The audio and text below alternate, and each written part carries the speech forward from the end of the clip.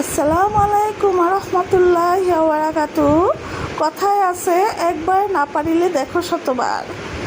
আমার ex husband হঠাৎ করে সারপ্রাইজ দেওয়ার জন্য আমার মেয়ের বাসায় অনেকগুলো মাছ নিয়ে আসছিল। তো বলল, এই দুইটা মাছ তোমার আম্মুকে দাও। তো এক একটা মাছের ওজন 1.5 কেজি, দুইটায় 3 কেজি হবে।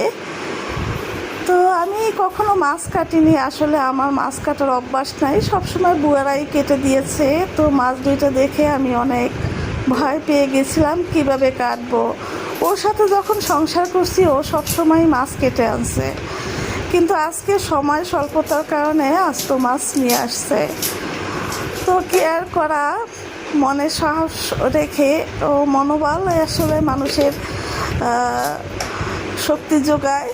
তো আমি সাহস রেখে কাটা শুরু করলাম মাছ দুটি কাটতে আমার অনেক সময় নিয়েছে। কখনো মাছ কাটিনি, কিভাবে কাটবো খুব ভয়ে ছিলাম।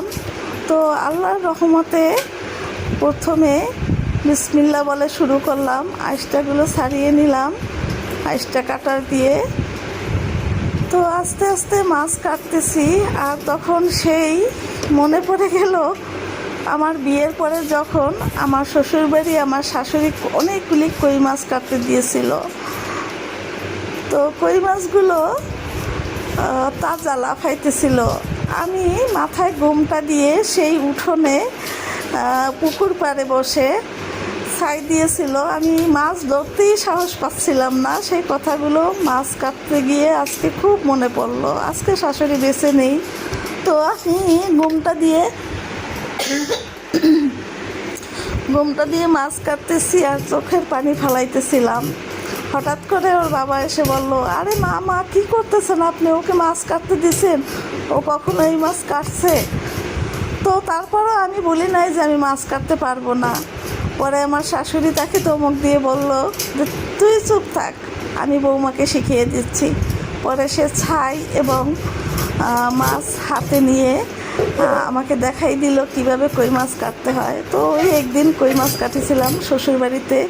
আর সবসময় যখনই শ্বশুরবাড়ি গেছি সবাই আমাকে মানে মাথায় করে রাখছে, কোনো কাজ করতে দেয়নি। বলতো যে গ্রামে আসছেন, এখন শুধু ঘুরে ঘুরে বেড়াবেন ভাইয়াকে নিয়ে। তো খুব ভালোই ছিলাম। যাই হোক, আলহামদুলিল্লাহ। আসলে নিয়তি বলে কথা, কার কখন জীবনের মোড় কোন দিকে ঘোরে কেউ কিছুই বলতে পারে না। সবই নিয়তি, আমরা পারি চেষ্টা করতে।